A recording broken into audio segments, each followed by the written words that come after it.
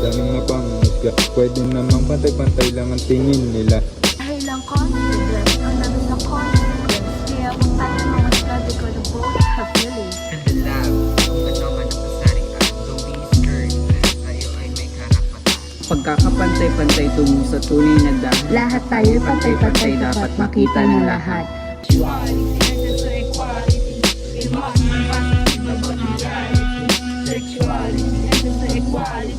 There must be positive about reality. Sexuality and equality. There must be positive about reality. Sexuality and equality. There must be positive about reality. Merong isang babae, merong isang lalaki. Di dapat sa sexualidad ng tao'y nakabase. Iba man ng imahe, iba man ng lingwahe. Kami ang masasabi, makinig lang sa mensahe. Dapat patay lang ang tingin ng bawat isa. Dapat pahalagahan ng bawat isa. Dahil lahat lang tayo ginawa ng Ama. Dapat ipakita natin ang mahalaga. Ano man ang kasarian, pakita ang pagmamahal dahil hindi ang kanilang itinadasal. Sana, hindi kalaban ng tingin sa kanila. Hindi kasalanan ng maging iba sila. Mahalin, respeto anuman, ang aspeto anuman, katayuan ng pagkikita. Mahalin, respeto anuman, ang aspeto anuman, katayuan ng pagkikita. Sexuality and equality. There must be positive about reality. Sexuality and equality. There must be positive about reality. Sexuality and equality. There must be positive about reality. Sexuality and equality. There must be positive about reality.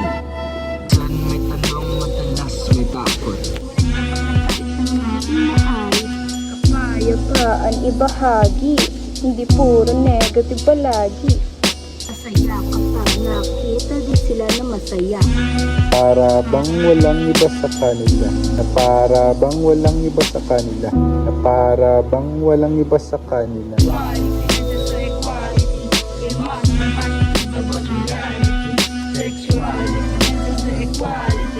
There must be positive about reality. Sexuality and equality. There must be positive about reality. Sexuality and equality. There must be positive about reality.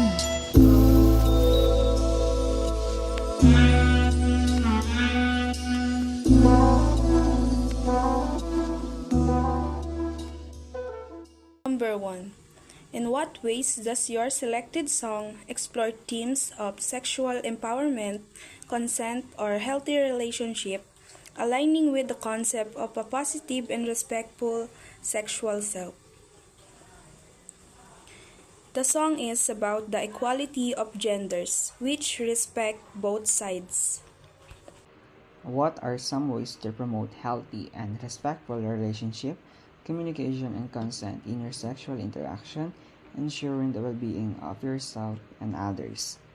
Promoting healthy and respectful relationship means showing and telling people what you feel and what you think concerning the deal, the limits, and the requirements.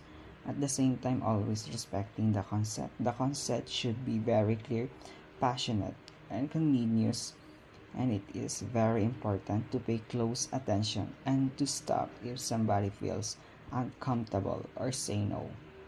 Kindness and respect to others, asking if both persons are feeling safe and comfortable, and no pressure to succeed at all are always to create trust, knowing your limits and values, and honoring those of others help to assure the well-being of all people.